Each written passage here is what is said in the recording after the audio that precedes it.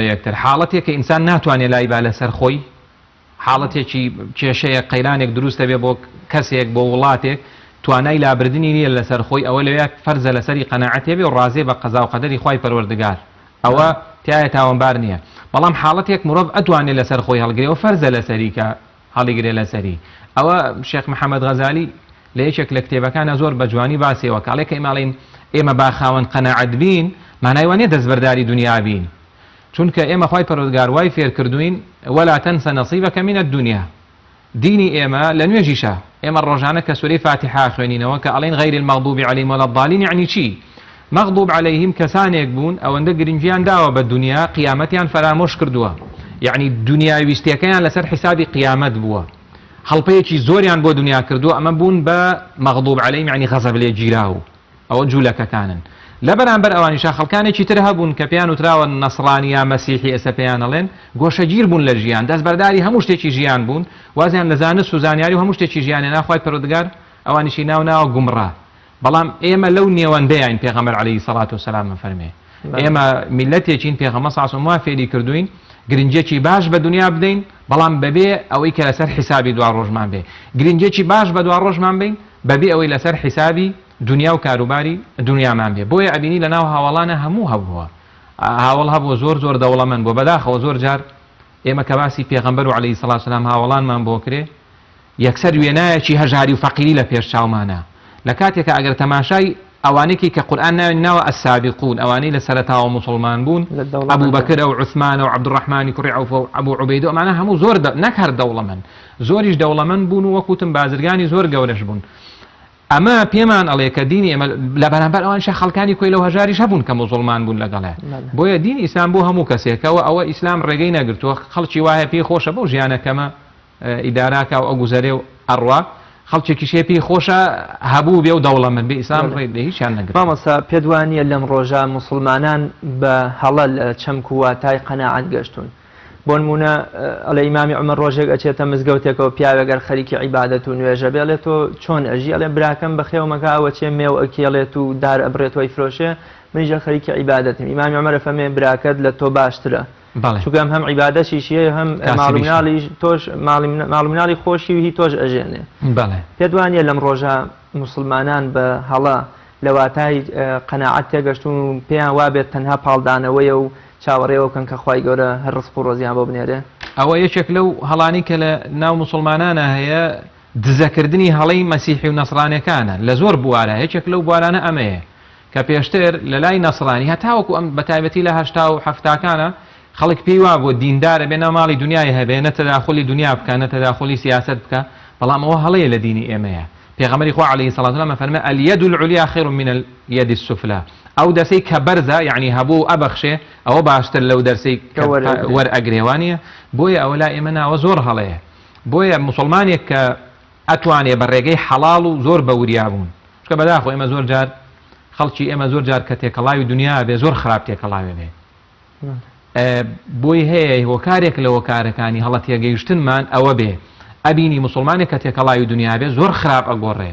ئەوەی کە خوای گەورە فەرمێ ئین الئینسان لەیەطغا ئەگەرچی ئەو ئینسانە لەیە بۆ خەڵکی کافر و بێ باوەڕە زیاتر بەڵام زۆر جار موسڵمانەکەیش لەو خراپەیە پشک و بەشی هەیە موسڵمانێک کە زۆر بە خراپی تێکەڵاوی دنیا بێ خەڵکیکی تریش کە ئەیبینێ پێی وایە تێکەڵاوبوونی دنیا خراپە بەڵام ئێمە وەکووتمان ئێمە نمونەی جوانمان هەیە بۆی کە خەڵکێکەیە مسلمانی شەو بازرگانی چاکی شەو هەبوو ئەوەی پێغەمبەر سەڵات وسەلام فەرمی اليد العليا دەسی بەرزە و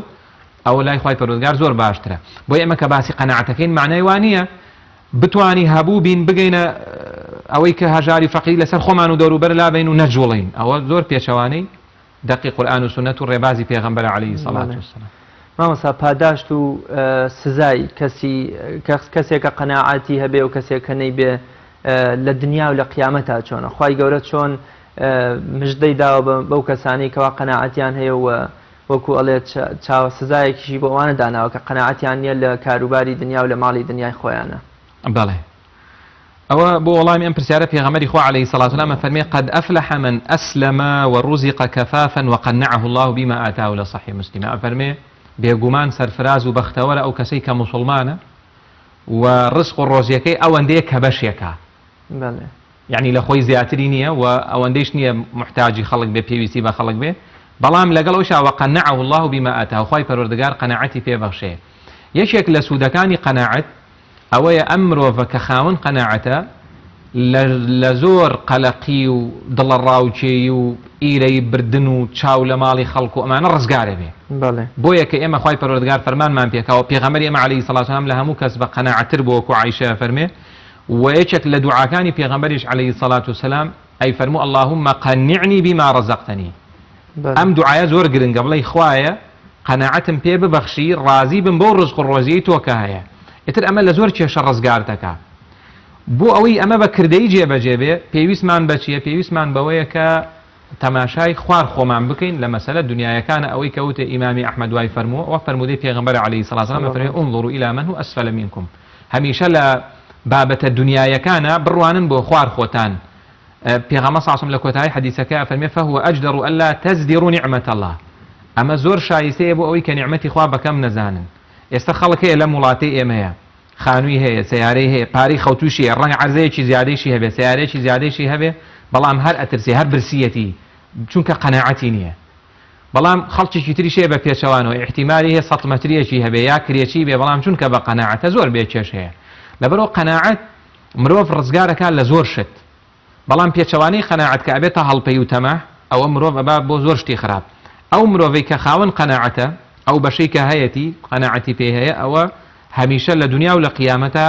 دڵی خۆشە و ئاسوودەی بە پێچەوانەوە بەڵێ مامۆستا جیاوازی نێوان قەناعەت و سەبرگرتن چییە؟ بەڵێ بۆ نمونە ئایا هیچ جیاوازی هەیە لە بینیانە یان تەواوکەری یەکترن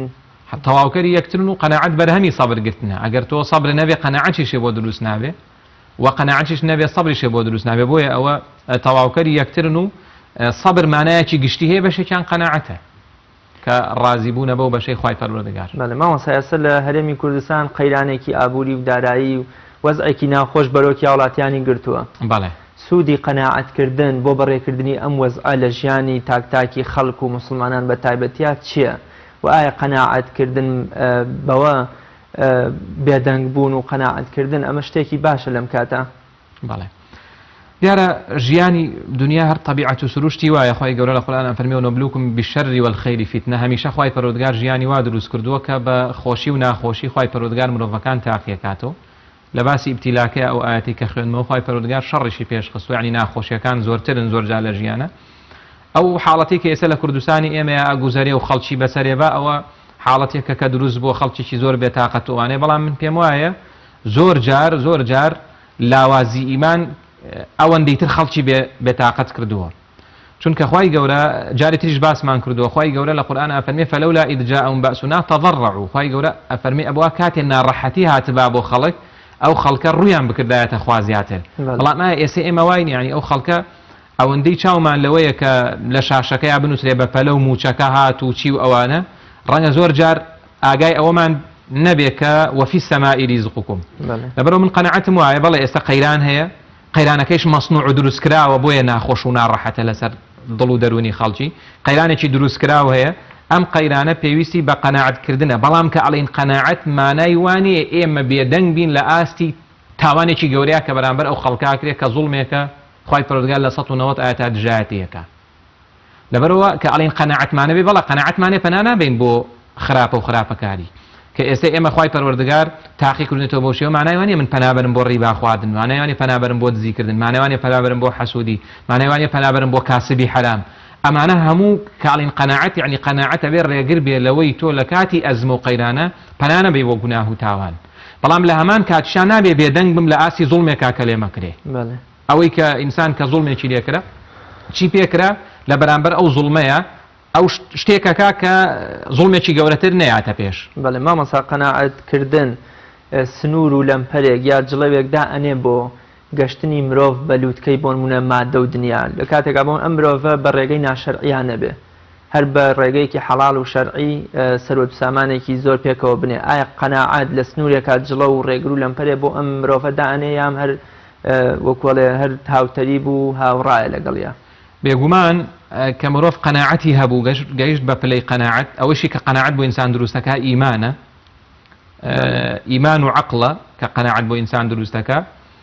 ئەگەر مرۆڤ قەناعەتی هەبوو ئەو کاتە لە سنوورێکە ئەوەستێ بەڵام ئەگەر قەناعەتی نەبوو پێغەمبەری خوا عەلەیهی سەڵاتو وسەلام فەرمێ لەو کانە لابنی ئادەم وادیە من ذهب لابتغى ثانیە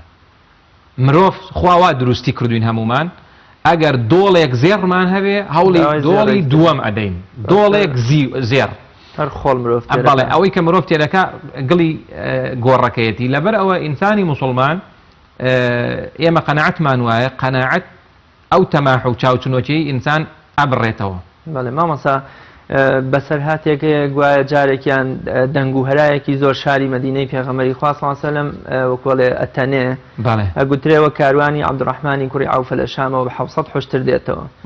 دواتر خاتو عایشەوەی پێ فەرمێ ئەویش هەمووی ئەبەخشێ ئەم مژدەی پێغەمبەری خوا بە عەبدوڕەحمان کە فەرمێ بینیومە بە گاگۆڵکێ و ئاوا بە دانیشتنەوە ئەچێتە بەهەشت ئەمە ئەو سنوورەیە کە قەناعەت دایەنێ بۆ ئەم پیاوەیان چییە هۆکارەکەی ئەمە بەڵێ وەکوتمان باشترین هۆکار بۆ دروستبوونی قەناعەت باوەڕبوونە بە ڕۆژی دوایی باوەڕبوونە بە قەزا و قەدەر دوای باوەڕبوون بەخوا بۆیە کە سەحابەیەک مژدەیەکی بەهەشتی پێدراوە یا خەڵکیی تریش ئێستا ئەو هەموو ئایەت و فەرمودەی کە لە قورئان و سونەتا دەربارەی بەخشین و یارمەتیدانی مرۆڤەکان و سەدەقە و خێر و خێرات هەیە هەموو ئەو پاڵنەرێکی زۆرە بۆ ئەوەی کە ئینسان قەناعەتی هەبێ و هەڵپەیی نەکا ئەوەندا و نەکۆ نەکاتەوە و بۆ خەڵکیش بژی ئەو کاتە بۆ یابینی سەحابەیەک جاری وا بووە 700 حوشتر و چەند حوشتر بار و ئەوەندەی هێناوە هەموو لە جێگەی کاکردوتە خێر بۆ چونکە ئەوە تەماحی گەورەی بە ڕۆژی دواییەتی وەزانانی ئێمە وتویانە هیچ کاتێک ئینسان تاوانبار نییە ئەگەر هەموو سەرزەوی هەیە ئەو بێ بە مەرجێک لە دەستی هەبێ و لە دڵیان هەبێ بەڵام خەڵکی ئێمە ئێستا شتێکی کەمی هەیە و لە دڵیایەتی جاری وایە نیشێتی و لە دڵیایەتی ئەوەندە دڵی وابەسی دنیا بۆ ئەو بەڕاستی خراپە ئینسان ئەگەر لە تەبیعەتی ژیان تێ بگا کە ئەزانێ ژیانی دنیا تاقیکردنەوەیە مامەسا قەناعەت یا بەراوردی نێوان قەناعەت و تەوەکەلکردن یا پشتبەستن بەخوا چییە ئەوەی لە ڕووداوی کۆچە ئەبینین ئیمامی ئەبوبەکر هەموو سەروەت و سامانەکەی ڕەگرێەوە ئەی بەخشێ پێغەمبەری خوا و مشتە چەوێک یا هەندێک بەرد بۆ مناڵەکانی بەجێ بۆ یەک باوکە کوێرەکەی هات باوکی ئیمامی ئەبوبەکر کە نابینا بووە بۆی بزانێت کە پارەیەکی بۆ بەجێ هێشتون و بەو شێوە وەکو ئەڵێ هینی بکەن ڕازی بکەن ئەمە ئیمامی ئەبوبەکر پشتی بەستۆ بەخوا کە خوای گەورە مناڵەکانی و خێزانەکەی زایە ناکە هەموو سەر ئەم مەبەستم ئەوەیە قەناعەتکردن لەگەڵ پشتبەستن بەخوا چ جۆرە پەیوەندی و بەراوردێک لە نێوانیانە هەیە ئەمانە هەموو قەناعەت و پشتبەستن و سەبر و ئەمانە هەموو بەرهەمی ئیمانن کە ئینسان ئیمانی هەبوو قەناعەتشی هەیە ئەگەر اینجا بە پێی ئیمانەکە قەناعەت هەیە ئەگەر ئیمان لاواز بوو قەناعەتیش لاوازە پشتبەستنیش لاوازە ئەگەر ئیمانی مرۆڤ بەهێز بوو ئەبینی سەحابەیەک ئەوەندەی بەخشیوە بۆ چونکە ئیمانەکەی زۆر بەهێز بووە بەڵام ئەوەی ئەبوبەکر لەو حاڵەتەیە ئەوە قۆناغێک بۆ ئەوەندەی بەخشیوە ئەوانە دواتر لێشی معلوم بۆ کەماڵ و منداڵی دێن بۆ هیچ کێشەیەکی تیان نییە کەسێک هەرچیەکی هەیە بیبەخشێ حاڵەتی وایشمان زۆرە دواتر خوای پەروەردگار بووی پڕەکاتەوە ئەوە نەسی ئاەتەوە ما ئەنفەقتم من شەیء فهو یخلفه ئەگەر دووریش نەڕۆین نزیکیش ئێمە لەم شاری سلێمانیا برامان هەبوو ناوی دەرچۆ بە حەج هیچی نەبوو سیارەکەی خۆی فرۆشتەوە سیارەکە زەرورەتی ژیانە وتێتی لەبەر خۆ ئەم سیارەیە فرۆشم کە دواتر هاتۆتە خوای پەروەردگار باشتر هەرێکی بۆ ڕەخساندوانێکی حەڵال سیارەیەکی زۆر باشتریشی دەستکەوتووە ئەوە پشت تەوەکل و پشتبەستن و قەناعەتێکە کە ئینسان لە دەرەنجامی ئیمانەوە کە هەی بوو ئەو کاتە خوای پەروەردگار شتەکانی بۆ بەخشێتەوە بۆیە ئێمە زۆر پێویستە ئاگاداری ئەوە بین ئێمە بەداخەوە زۆر جار کە شتێکمان پێ نای بەخشین وازانین کەمەکە بەڵام بە پێچەوانەوە پێغەمبەر صلی الله علیه و سلم سوێنی خواردووە لەوەی کەماڵ بەبەخشین کەم ناکە خوای پەروەردگاریش لە قورئان فەرمێ ما ئەنفەقتم من شەیء فهو یخلفه هەر شتی ئەوە بیبەخشن خوای پەروەردگار بۆ خۆی پڕیەکاتەوە بۆیە ئەم ئاگابوون لەم دەقانی قورئان باوەڕبوون بەخوا تێگەیشتن لە ژیانی دنیا باوەڕبوون بە ڕۆژی دوایی ئەمانە هەموو قەناعەت بۆ ئینسان دروست دەکەن لاوازی ئەمانە لاوازی پەیوەندی لەگەڵ خوایە تێنەگەیشتن لە فەلسەفەی ژیان تێنەگەیشتن لەوەی کە ڕۆژێکی سەختمان لە پێشە پێغەمبەر صلی الله علیه و سلم فەرمی لە پێشتان کۆسپی زۆر قورس و ئەما هەیە تێنەگەیشتنی باش و دروست لەوانە ئەوە بێتەوەی کە ئینسان قەناعەتی نەبێت مامەسا نهێنی چییە مرۆڤێک خوای گەورە بڕیاری داوە هەر مرۆڤێک کرد و کۆشش بکە و ماندوو بێ بەرهەمی خۆی یا بەری ڕەنجی خۆی پێ ئەداتەوە حتا چۆلەکەیەک ئەگەر لە هێلانەی خۆی بچێتە دەرەوە بەسکی برسی دەگەڕێتەوە بۆ لای بێچوەکانی مرۆڤێک ڕۆشتا ئێوارە هەوڵ و ماندوو بوون و کرێکاری و ئەزیە دەکێشێ بە نیەتێکی پاک و ڕەوشتێکی پاکەوە بەڵام سیر ئەەکەی هیچی چنگ ناکەوێت نمونەشمان هەیە هیواژێ لەوەچە بە حاڵ پەتێکی گرتوێ بە دەستیەوە یانە ئێستا بۆتە سەرمایەدار نهێنی ئەم نەبەخشینە یا ئەم چنگ نەکەوتنی مادەیە بۆ ئەم مرۆڤە موسڵمانە زۆر ماندووە لە چیایە ئایا خی گەورە ئێوە تاقی بکاتەوە یا هۆکار چییە بەس بریتە لە تاقیکردنەوە ئەوە نهێنەکەی هەموو بریتە لە تاقیکردنەوە خی پەروەردگار تاقیمانەکاتەوە دواتر بۆ هەموو لایەک خی پەروەردگار لە سورة زخرف فرمي ولولا أن يكون الناس أمة واحدة لجعلنا لمن يكفر بالرحمن لبيوتهم سقفا من فضة خواهي قولا فرمي أقر لبر أو نبوى خلق هم أبون بكافر بباور أو مالو كوشكي كافر بباور ركان بو بيجو درجيشي كسر كوتن هم بوكرن بزيو خواهي قولا نعلى كانشان بلام معنى يواني أبيني لدنيا كافري شيء فقير ومسلماني شيء فقير كافر هي دولة منده مسلماني شيء دولة منده ئەوە بەپێی هەوڵە و ژیانی دنیایش تەبیعەتی وایە هەر کەس هەوڵ با خی پەروەردگار پێ بەخشێ بەڵام ئەیشکری خەڵکێک شەوێ هەوڵیش با خی پەروەردگار پێی نەبەخشێ ئەویش هەر بۆ تاقیکردنەوەی بزانام چەندێک لەو تاقیکردنەوە خوایە دەرئەچێ بەڵێ ماوەستا مرۆڤ چۆن وە بکە ژیانێکی متەوازعانەی سەربەرز بەکار بهێنێ و وەکوڵێ نەپشت لە قیامەت بکانە لە دنیا و قەناعەتیشیە بێ ینی قەناعەت لە ماڵ و مناڵیشیان ڕەنگ بداتەوە و ژیانێکی سەربەرزانەش بەڕێ بکە بەڵێ یەکەم بەوە کە تێگەیشتێکی ڕاست و دروستمان هەبێ لە ژیان طبعا ئێمە خی پەروەردگار لە قورئانە زۆر بە جوانی بۆی باس کردوین ژیانی دنیا چییە ئامانج لەم ژیانی ئینسانە چی ئینسان بۆ هاتۆتە سەر زەوی چی ئەکاو بۆ چۆ ئەچێ هەموو ئەمانە خی پەروەردگار باسی کردو کە ئینسان تێگەیشت لەوەی کە ئەم ژیانی دنیاە هۆڵی تاقیکردنەوەیە ئەگەر ئەم قەناعەتەی هەبوو کە ژیانی دنیا کاتیە و بەجێ ئێڵێ ئەو کاتە قەناعەتێکی زۆر باشی بۆ دروست ئەبێ ئێستا من و تۆ نیو ساعتی تر لێرین ئەگەر مەسەلەن بۆ نمونە ماوەی بەرنامەکەمان ئەو پەڕی نیو ساعتی ترەوە نیە لێمان معلومە ئێرە بەجێ ئێڵین بۆیە نەهاتوین هەموو شتێک بۆ ئێرە بینین ئەوەی کە پێوترێ پێداویستی ژیان خۆ ژیانی دنیای شەر وایە ژیانی دنیای شەر وایە ئەو کاتێک ئینسان ئەخرێتە ناو گۆڕەوە بە تایبەتی خەڵکی خراپەکان ئەڵێ من هەموو تەمەنم لە ژیانی دنیایا ڕۆژێک بووە یا نیو ڕۆژ بووە هەندێک لە ڕۆژێک بووە لەبەرەوە ئێمەی موسڵمان پێمان وایە ئەم ژیانە زۆر کاتیە بەڵام لەگەڵەوەیشا کاتیە و کەمە زۆر گرنگە بۆی کە ئینسان بزانێت چی ئەکاو چی شتێک بۆ خۆی چی زەخیرەیەک چی توێشویەکی باش بۆ ڕۆژە هەمیشەیەکەی دەسەخا لەبەرەوە ئەمە یەک باوەڕبوون بەوە ئەم جار باوەڕبوون بەخوای پەروەردگار طبعا ئەوە پێش ئەوەیشە ئینسان کە باوەڕی بەخوا بۆ ئەو کاتە لە حیکمەتی ژیانی شتێگە لەوەیش گرنگتر بیرکردنەوە لە خەڵکانی پێش تۆ یەکێک لە شاعرە کوردەکان ئەڵێ کە چوومە گۆڕستان شتێکی سەیرم بینی ئەوەی کە ملیاردێر بوو هەر یەک جۆر جلێکی لە بەرابوو بڵین خامێکە ئەوەشی کە هەژار بوو هەر ئەوەی لە بەرابوو لەبەر ئینسان وا ئەڕواایانی ئەم ژیانی دنیای کە ئینسان بەجێڵێ هەر ئەوەیە ئەوەی کە بەکەڵکی لێبریتێ لە کردەوەی چاچی خۆی و ئەگەر ئەو ماڵیشی لە حەڵاڵە لە پاش خۆی بەجێمابێ ئەوە تەنیعمە و زۆر باشترە بۆی کە پێغەمبەر صلی الله علیه و سلم کۆمەڵێک شت باسەکە کە خێرەکەی دوای مردنیش بۆ ئینسان ئەچێ بۆیە کە ئینسان دراسی ژیانی کردزانی ژیانی دنیا چیە ئەو کاتە قەناعەتی بۆ دروستە بێ ئەمەی کە ئەبول عەتاهیە لە یەکێ لە شعرەکانی ئەفەرمێ زۆرە شعرەکە بەڵام لە ئەخیرا ئەفەرمێ معتبرا بمن مضى من القرون الخالية ئەفەرمێ ئینسان کە دانیشت بیری کردەوە پەندی وەرگرت لەوانەی کە ڕابردوون پێش ئێمە ئیبن بەتوتە پێڵەن ڕەحالەی عەرەب کە نزیکەی 25 ساڵ گەڕاوە لە سەردەمی خۆیە ئەم پیاوە بەڕێزە ئەڵێ ڕۆژێکیان پیاوێکی دانا قسێکی دا بەجێمان نووسیوێتی لە ڕێحلەکانە لە گەشتەکانەیەکە لەو قساناڵێ ئەو خۆڵی تۆ ئێستا لەسەری 1000 پاشا ئەلێیا ژیاون 1000 پاشا ئیتر ئەبێ چۆن ژیابێتن پاشا کە بۆ خۆمان نەزانین پاشا و سەرکردەی وڵات چییە کاو چی کۆکاتەوە بەڵام هەموو ئێستا لە ژێر پێی توێیان ژیانی دنیا ئاوەهایە ئەگەر ئینسان هەموو دنیایی ئەو بێ دواتر کەوێتە ژێر پێوە ماوەسا بەڵێ ئەبینین لە یەکێک لە قۆناغەکانی ژیانی پێغەمبەری مەزنمانە صلی الله علیه وسلم خێزانەکانی گلەیی لە هەژاری و نەداری خۆیان و نەبوونی خۆراگەکەن تاخوای گەورە پێیان ئەفەرمێ ئەگەر ئێوە حەستان لە ئاڵواڵای دنیا و زێڕوزیوە و وەکو خێزانەکانی کیسرایان قلەوە ئەوە پێغەمبەری خوا دەستان لێ بەرەدا بڕۆن بەلای ژیانی خۆتانەوە ئەم خێزانە بەڕێزانەی پێغەمبەری خوا گەشتنە ئەو پەڕی لووتکەی قەناعەت من سەرەتا ئەپرسم هەرم پرسیارە ئەم بەرهەمی قەناعەتە کە خێزانەکانی پێغەمبەری خوا پێی گەیشتن لە ئەنجامی چییە و دواتر ئەپرسین کە ژن چۆن لە ماڵەوە قەناعەتی هەبێت لە کاتی نەبوونی و نەداری مێردەکەیە طبعا ئەوە کە پێغەمبەر عەلەیهی سەڵات وسەلام خێزانەکانی گلەی بڵێن زبری ژیانیان لێ کردووە ناڕەحەتی ژیان ماوەیەک پێغەمبەر عەلەیهی سەڵات وسەلام بێتاقەتیش بووە چەند شەوێک نەچۆتەوە ماڵی خۆی دواتر خوای پەروەردگار ئاەتی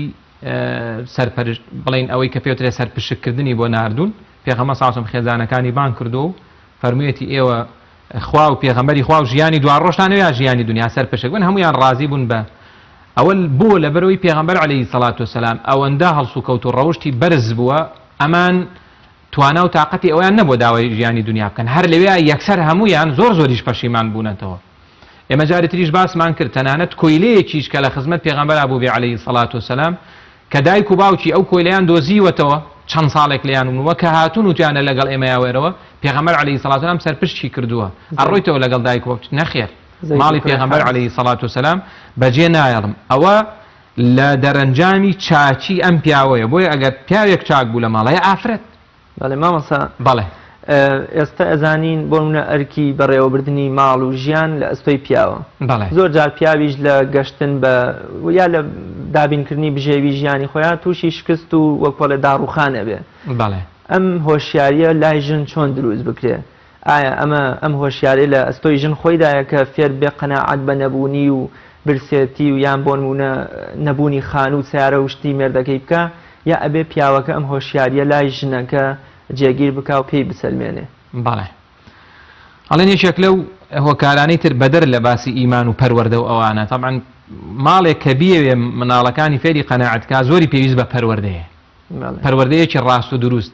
کە ئەم منداڵە پەروەردەیەکی ئیمانی ڕاست و دروست ئەگرێ ئەو کاتە تێگا کە ئەم ژیانی دنیاە کاتیە و قیامەتێکی بەرینمان لە پێشە و بەهەشتێک کە پڕە لە ناز و نیعمەت بەبێ ماندوو بوون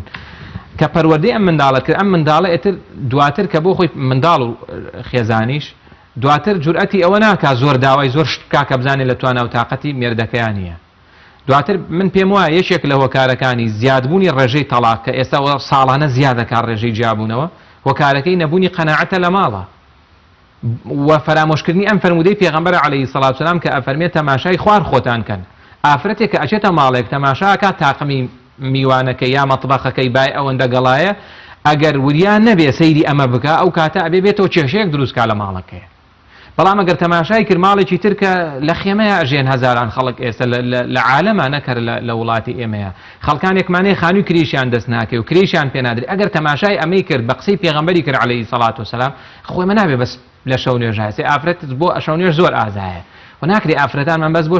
شەو نوێژکەن و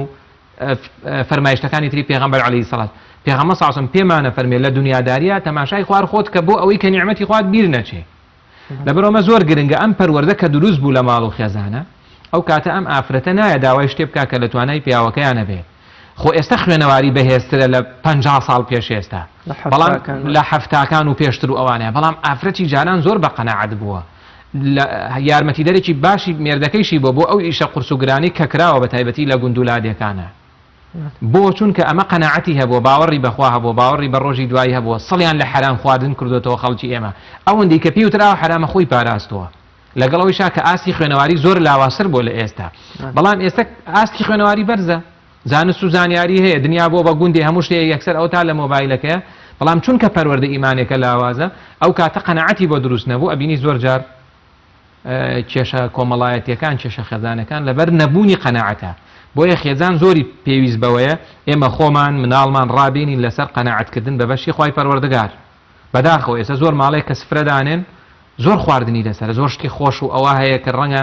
باو باپیرانمانە ئێمە شتانەمان هەر نەبینی و نەبیستووە بەڵام منداڵ زۆربەی منداڵمان فێر بۆ یەکسەر ئاوایەکی لێکا ئەڵێ من ئەوە ناخۆم زۆر هەڵێ بێ ئەو منداڵە فێرکەی ئێمە شوێنکەوتەی پێغەمبەرین عەلەیهی سەڵات وسەلام پێغەمبەری ئێمە ما عاب رسول الله صلی الله علیه و سلم طعاما قط پێغەمبەری ئێمە عەلەیهی سەڵات وسەلام لە ژیانیان ڕخنەی لە خواردنێ نەگرتووە ئەگەر حەزی بۆ خواردوێتی واتۆتە سەر حەزیشی لێنێ بە ئەسپایی چوتە دوا و هیچی نەوتووە و مانیشی نەگرتووە چارەی خۆی بابەیەکا ئەوانە لەم وەزع ناهەموارە کە خەڵک بە شێوەیەکی گشتی و زۆر ڕووی کردوتە مادەپەرستی و دنیاپەرستی بوونی خێزانێکی بە قەناعەت و ڕازی بە بەشی خوا و بێکێشە نایسلمێنێ کە ئەم خێزانە و سەرتاپای ئەم خێزانە خێزانێکی نمونەیی سەحابە ئاسان و ئیمانتیانە ڕەنگی داوەتەوە بێگومان بێگومان ئەوە بێگومان دواتر ئێمە لایەنی معنەوی زۆر گرنگە خۆ ئێمە زۆر خێزانەیە زۆر دەوڵەمەن لە هیچیان کەم نییە بەڵام پیاوەکە جنێو بە خێزانەکە لە جنێو بەدای جێڵێ هەموو شتێکشی هەیە لە ماڵە ئایا ئەم ژیانە خۆشە بۆ ئافرەتێک یا مێردێکی فەقیر و هەژار و بە چۆنەڵێ بە کولەمەرگی کرێکەی بۆ پیاکرێ و ئەوانە بەڵام ڕێزی لێگرێ ڕێز لە خۆیگرێ لێز لە دایکێکرێ لە کەسوکاری ئەم دوانە کامیان خۆشن حتمما ئەوە گومانی دیانە لەبەرەوە ژیان بەست بریتینە لە مادە بۆیە بەداخەوە ئێمە ئێستا ئەوەندە ڕوومان کردوتە مادیات لایەنە معنەوەکانمان بیر چووە ئەم خێزانە موسڵمانی کە ئێستا نەبووە وەزعی باشنی عامی خەڵک ئێستا وایە بیریش لەوە بکاتەوە مانای وانە کۆشک و تەلارێک کە چووە بە حەوایە ژیان تایە خۆش بێ بەڵێ مامۆستا بەڵێ کاتێک خوای گەورە بەڵایەک نەبوونیەک بێپارەیی و بێخانووی و بێساریە بەسەر مرۆڤێکدا دێنێ نابێ ئەم مرۆڤە وابیر بکاتەوە کە خوای گەورە بغزاندوێتی ڕقی لێتی ئێمە ئەبینین بۆ منە زۆربەی پێغەمبەرانی خوا سەرمەشقیان ئەیوبە کە بە سابر و ئەوە ناوبانگی ڕۆشتووە هەموو سەروەت و سامان و ماڵ و حیوان و کوڕ و کچەکانی خۆی لەدەستدا کەواتە هەر کاتێ مرۆڤێک تووشی نەبوونی و بەڵاو بێپارەیەک بوو ئەمە لەوە چێت تاقیکردنەوەی خوا بێت لە ڕووە خۆشویستنیەکەشیەوە بێگومان جەنابتان بۆ ئەمە چێڵێن یەکشت زۆر گرنگە کە ئێمە بیزانین بەداخەوە ئێستا زۆر خەڵک پێی وایە دەوڵەمەنی هەبوونی نیشانەی خێرە بۆ ئینسانە بەڵام لە ئیسلامە دەوڵەمەنی و هەژاری هیچیان نیشانەی چاکەنین بۆ ئینسان تاوەکو دەرەنجامەکەی ئەبینرێ بۆی ئیمامی غەزالی فەرمێ لە دینی ئێمەیە ماڵ سامان و سەروەت نەمەد حەکرێ نەزەمەکرێ هەتا ئەچێتە گیرفانی کەسە کە بزانم چی پێ ئەکا ئەم کەسە ئەگەر چاکەی پێکرد بەهەشتی پێکردی خێر و خێراتی پێکرد ئەوە خوای پەروەردگار لێ ڕازی مەثەڵەن غەنیون شاکر ئەوەیە کە ئەو ماڵەخوا پێی داوە لە گوناه و تاوانە سەرفی ناکە ئەگەر نەبوویش بوو صابر بوو ئەوە پێی ئەڵێن فەقیر و صابر ئەم دوانە لای خوا یەک هینیان هەیە یەک پاداشتیان هەیە بەڵام ئەم بۆچوونە زۆر هەڵێ بەداخەوە من زۆر جا لە مەزیس گوێم لێڵێت بەخوا ئینسان پارەی نەبوو ماڵی نەبوو خەڵکیش ڕێزی لێ ناگرێت دەیوانیە پێغەمبەری ئێمە عەلەیهی سەڵات وسەلام لە زۆربەی تەمەنە طبعاً پێغەمبەری ئێمە عەلەیهی سەڵات وسەلام هەموو تاقیکردنەوەکانی ژیانی بەسەراتەوە بەس فەقیر نەبوو ماوەیەکی باشیش دەوڵەمەند بووە بەڵام کە بووە بە پێغەمبەر زیاتر فەقیر بوو بەڵێ کە دەوڵەمەندیش بۆ فەقیرانە ژیاوە یعنی ئەوەی نەکردووە بۆ ئەوەی کە شوێنکەوتەیەکی پێغەمبەر عەلەیهی سەڵات وسەلام گرەی ئەوەی لێ بکە پێغەمبەری خوا عەلەیهی سەڵات وسەلام بەو شێوازە ژیاوە و دەوڵەمەندیش بووە و فەقیریش بووە و لە لووتکەی شابووە کافرێکیش کە کتێبێکە نووسێ باسی 100 کەس کە لە ژیانە گەورەترین کاریگەریان لەسەر خەڵکە یەکەم کەس محەممەد نووسێ عەلەیهی سەڵات وسەلام باشە محەممەد دەوڵەمەند بوو نەخێر ئێمەش ئەتوانین محەممەد ئاسا بژین سونەتەکانی پێغەمبەر عەلەیهی سەڵات وسەلام کە ئەڵێم سونەتەکان بە مانا گشتیەکەی نەک سونەت کۆکەینەوە لە چەند ڕکاتێک نوێژ و چی و ئەوانەیە کە ئەوانە سونەتی گەورەن مانای وانە بەڵام بە مانا گشتیەکە لە ژیانی پێغەمبەر عەلەیهی سەڵات وسەلام وەکو پێغەمبەر هەڵسوکەوت کەین هەنگاوەکانی ژیان منۆکە ئەو بکەین وەڵا ئێمەش زۆر لە دەوڵەمەنەکان باشتر ناو دەرەکەین و زۆر باشتریش ئەژین و زۆر ئاسوودەتریش ئەبین لەبەرەوە لە دینی ئێمە وانە نەخێر ئەوە زۆر هەڵەیە و خوای پەروەردگاریش کە باسی ئینسانی بێباوەڕ ڕەکا ئینسانی بێباوەڕ پێی وایە هەبوونی ڕێزی خوایە بووی نەبوونی ئیهانەیە فأما الإنسان إذا ما ابتلاه ربه فأكرمه ونعمه فيقول ربي أكرمن أو بيباور أو إنسان لويه إنساني مسلمان وانا على إنساني مسلمان كي هيبو شكراني خواكاو خوالي الرازية كي نيبو صبر أقريو فنانا بابو حرام وقناه تاوان يتك تاوان بهمو ماناكي أو خواي فرقار لي الرازية بله ما وصا سرمشقی ئەم ئومەتەش پێغەمبەری خوایە ساسن لە قەنەعاتە وەتا خاتو عایشە فەرمێ سێ چوار مانگ لە ماڵی پێغەمبەری خوا ئاگر نەکراوەتەوە بێگومان بەڵام ڕۆژێ لە ڕۆژانیش پێغەمبەری خوا خۆ ئیتوانی داوا لە دوو خەزوورەکەی و دوو زاواکەی بکا کردی کە هەر چواریان خولەفای ڕاشیدین بوون بیکەنە دەوڵەمەندترین پیاوی عەرەب کەواتە پێغەمبەری خوا باشترین سەرمەشقە بۆ ئێمە لە قەنەعاتکردن بە بەشی بە بەشێکە هەمانە و خوای گەورە پێی دا بێگومان زۆر زۆریش بە بێگومان و زۆریش گرنگە ئەو دوعای پێغەمبەرمان بیر نەچێ عەلەیهی سەڵات وسەلام کە فەرمێتی اللهم قنعني بما رزقتني وچەکە لە دوعاکانی بەڵێ مامەسا سوود و بەرهەمی قەناعەتکردن لە ژیانی دنیا و لە قیامەتە چییە ئێمە لە قەناعەتکردنمان چه سوود و بەرهەمێکی دنیای و قیامەتی ئەچنینەوە بەڵێ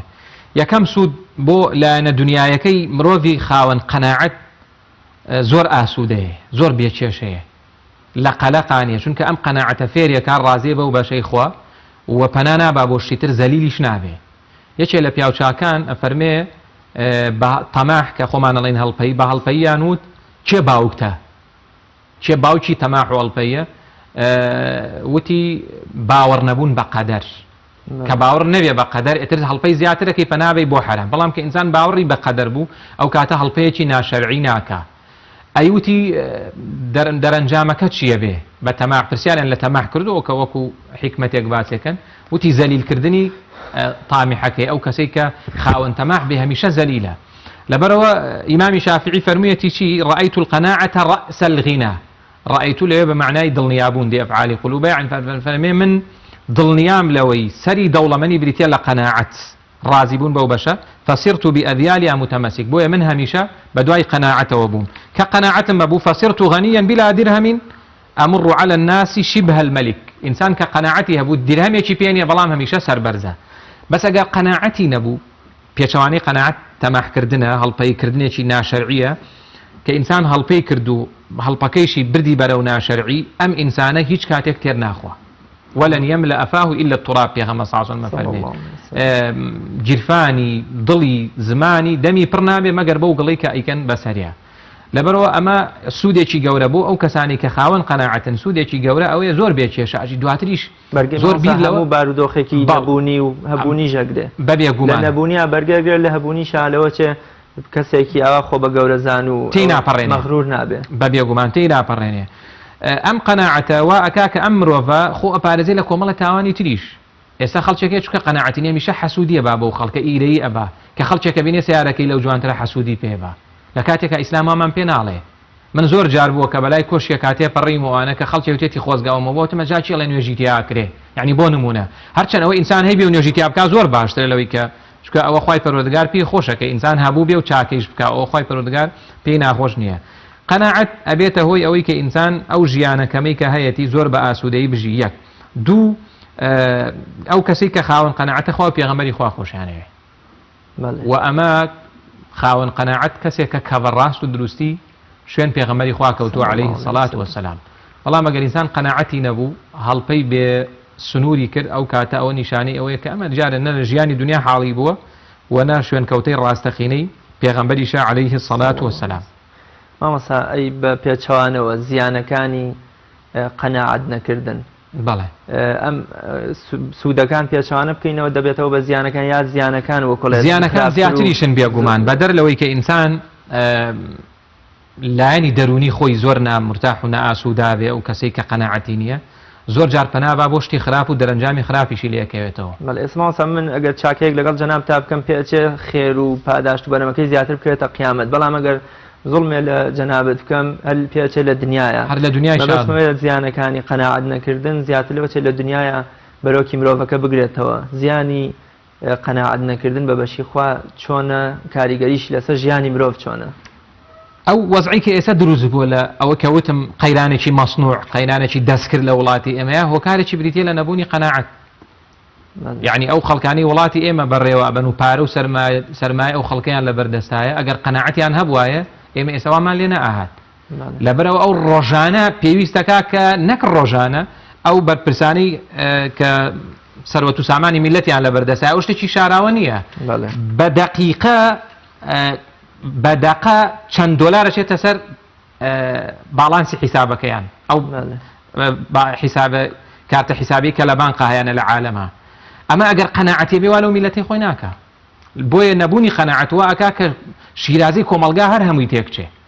کە ئەگەر سەرکردەیە کە قەناعەتی هەبوو بەو بەشەی کە هەیەی کەسێمە خەڵکی وامانەیە لە وڵاتەیە بەشی 1000 ساڵی تری هەیە بەڵام چونکە قەناعەتی نییە ئاوا لە میلەتەکەی کاکە ئەیبینی ئەوە لە بۆ عامی خەڵک دواتر بۆ خۆی ئەوە زەرەر و زیانەکە بۆ خۆی هەمیشە ئەو کەسە لە ژیانێکی ناڕەحەتوانەیە زۆر جاریش خەڵکێک کە قەناعەتی نییە پەنابا بۆ گوناه و تاوان ئێستا بڕۆ ئەو کەسانی کە مەحکومن حکم دراون لە زیندانەکانە بڕۆ بیان دوێنە